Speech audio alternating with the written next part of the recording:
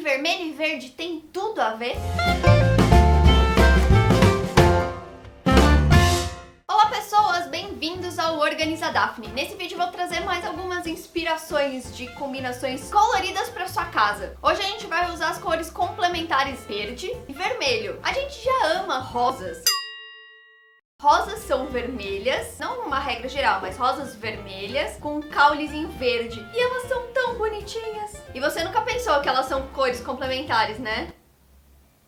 Então nesse vídeo eu vou te dar algumas sugestões de decoração usando vermelho e verde. Nessa cozinha ela tá parecendo de desenho animado, mas é tão fofinha. Eles usaram armários verde num tom pastel, que é menos vibrante, e pontos coloridos em vermelho. Então as louças, as panelas são vermelhas. Então eles escolheram o verde, que ia ter em maior quantidade no ambiente, e aí eles pegaram pontos vermelhos e distribuíram pela cozinha. Fica tão bonitinho. Nessa sala a parede tá numa cor bem escura, um verde bem escuro, e os móveis são vermelhos, bem vibrantes. As cadeiras, os vasos, o abajur. E o legal é que o tom verde pode vir através das plantinhas. Você pode colocar plantinhas no seu ambiente e aí ele vai super combinar com as decorações vermelhas que você tiver, como o bege. Se você olhar no tapete também tem uns tons em vermelho misturados com um tom neutro, que é bege, que tem algumas variações, um pouco mais escuro, um pouquinho mais claro. Essa sala eu acho bem ousada. Eles pintaram todas as paredes de verde na sala e usaram móveis grandes e vermelhos.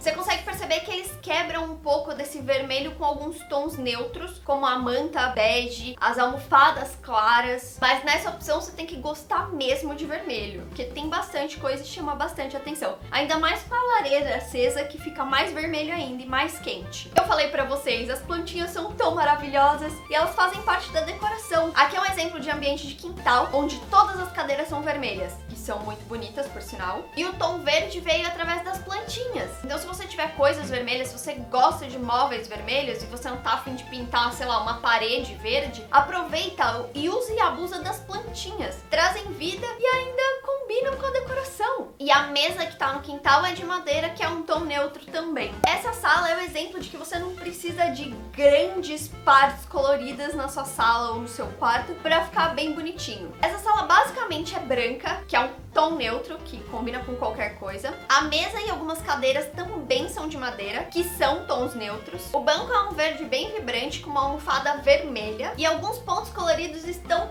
na decoração ali em cima, que tá em vermelho e verde. Quando a gente pensa em misturar cores complementares, não obrigatoriamente você precisa fazer a sua sala só dessas cores complementares. Você pode brincar com a decoração e distribuir pela sala num tom neutro pontos coloridos, assim como eles fizeram nessa imagem. Aqui também é um exemplo de um quarto que também tá super neutro, e eles brincaram com o verde e o vermelho usando uma placa verde na parede. Só metade da parede é verde e muitas almofadas vermelhas brilhantes.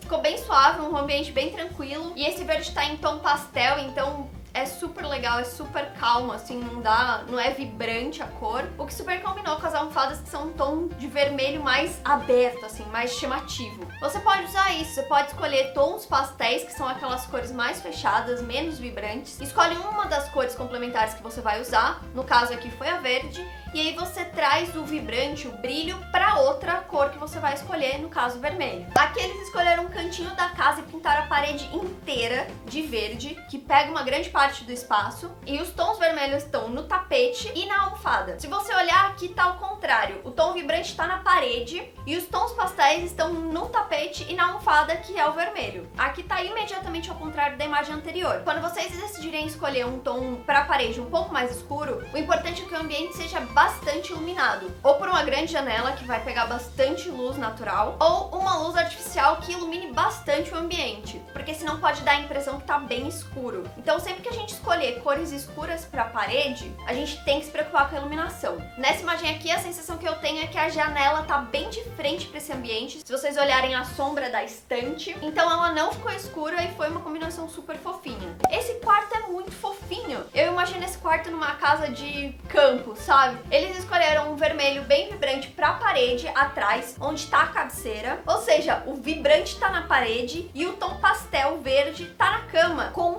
a mantinha. O resto do quarto...